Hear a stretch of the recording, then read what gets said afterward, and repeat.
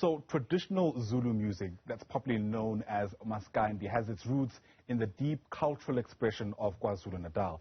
In South Africa, it's the #1 genre of music, in case you didn't know, but without the instruments to actually play that music, it's actually at risk of extinction. That's where my next guest actually comes in. He's decided to use his life for the preservation of instruments specifically that are used to produce that unique sound. As a start, take a look at this.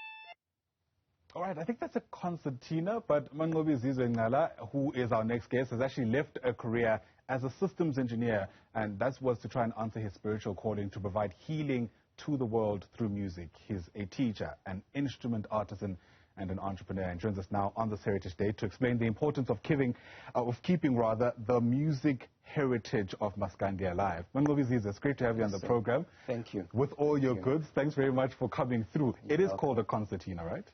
This is called a concertina, yes. It's commonly confused with another instrument called an accordion, which is a little bit bigger and manifests itself a lot in traditional Sesotho music. Right. Yeah, so this is a concertina, which is more played in the traditional Zulu music. Got you.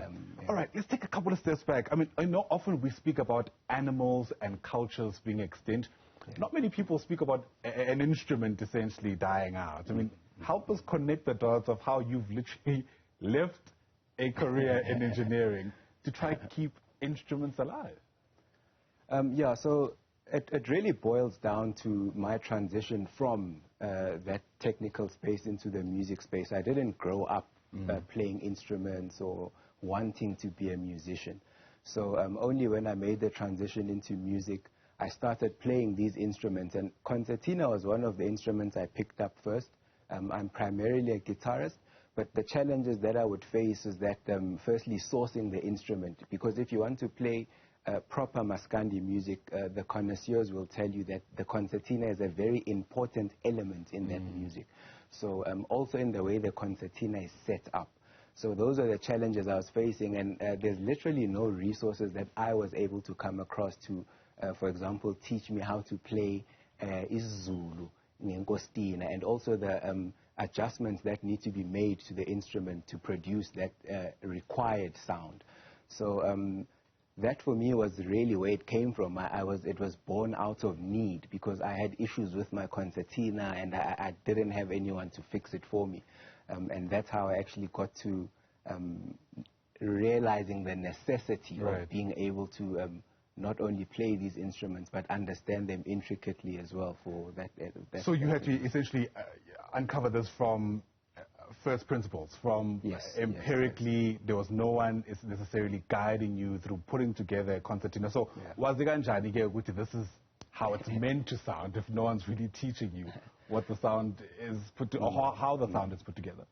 So when I listen to Maskandi, a lot of the times I listen and pick up the techniques in how the instrument is played. So amanye abadlali benkostina kukhona mina umuntu engamlalela ngayizwa inkostina iqala kwakuyinyoni emhlophe Tshali owaziwa nje elisadlale kakhulu baba uphuze khemisi. He's a very excellent concertina player.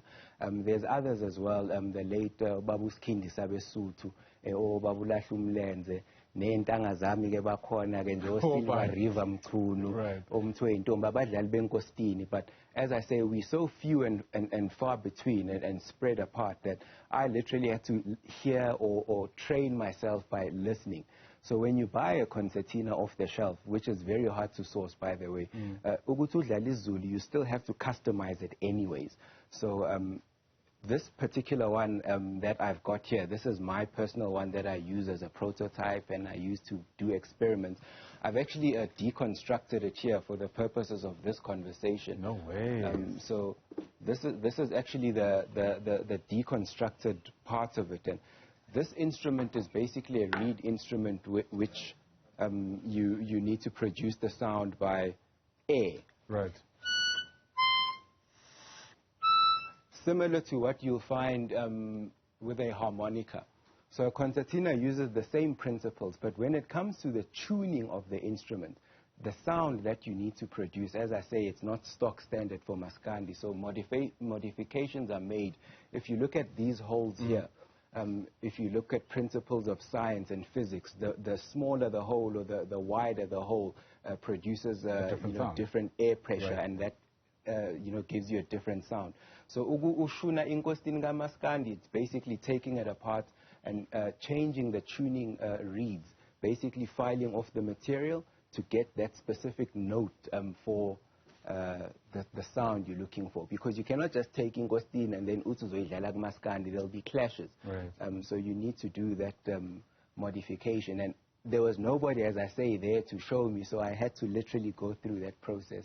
Fascinating. For myself until I understood it better. Fascinating. We'll speak about the other instrument in just a moment. I'm told it's called dipila. In what language was it, Chris? Setswana. Sepedi, there you go. A lot of voices in my ear trying to help us guide the discussion. But for you, it's also linked to spirituality in some sense. Take us through that journey. Okay, so for me, when I speak about the spiritual aspect about it, the conviction to become a musician, for me, came from a dream or a series of dreams.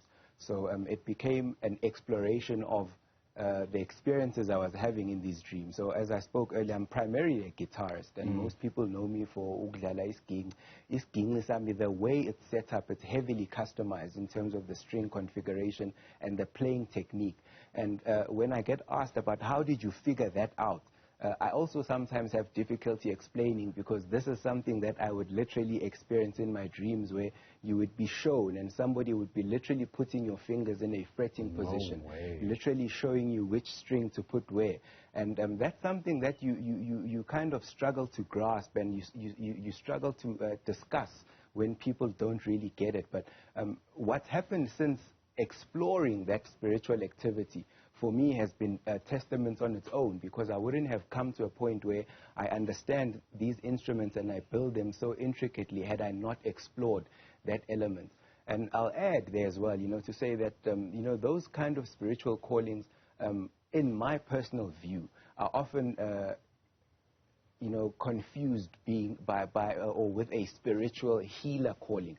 So umuntu mhlambe uzothi mhlambe aphuphe asha bese kuthiwa sekufanele ayothwasa, for example. That's a very common misconception. But when you start to explore, and innately understand what it is that's being required of you, that's when I started to understand my calling to the music and what my contribution literally is required. So yes, I perform, yes, I play sessions, but my passion is in the teaching and preservation of the knowledge that I pick up along the way. And usually that happens when you get help from abantu who came before you. In fact, many times you'll be told, if you have some kind of gift, it's passed down through generations. I'm not sure if that's been your experience as well. In other words, when you decided to go down this path, how taken aback was your family, if at all? There was, I think, elements of being taken aback, because at that time I was already working, and I had never in my personal goals said I want to be a musician. I sang in the choir as a child, but that was never out of any conviction. So there was an element of not understanding why this guy is wanting to make a switch. I mean, you're employed, you're working there, you've got a 9 to 5, but no one really understands that conviction within you. I'm the one that's going through the experience. I'm the one that's not able to even focus on what I'm doing anyways, because I'm hearing all of these things, and only when I started to explore. So I think now it's become much better, honestly, because people, abantu bakholwa ngokubona. Umuntu mase bebona ukuthi lo muntu nangi impela ishaya inkosini, nangi impela esishaya isigingci. And when people, for example, like the media and people actually recognize what you're doing, then I think that for me is testament on its own, So the family, I think, has started to accept for what it is. You've been vindicated, in other words, vindicated by your life. Let's talk about this instrument as well. It obviously resembles a guitar, but a far cry from it. So this instrument is a kamalengoni. That is the name of the instrument. It's of West African descent. Kamalengoni means hunter's harp. So in West Africa in ancient times, you know, the people would play this harp to actually mesmerize the animal. So this is actually not really an instrument designed for entertainment and pleasure, but more for hunting purposes. So the young men would go in and play this harp, and the frequencies that this harp would produce would mesmerize the animals. And similar to what you'd see when a deer is stuck in headlights, that phenomenon would be simulated or produced by the frequencies played on the kamalengoni. So the kamalengoni as well in itself is a modification of, most people are familiar with a kora. Kukhona lena shabo Pops Mohammed, that 21 strings. This is only a 12-string instrument, but a 21-string instrument is the concept of the harp. You also have a donsongoni.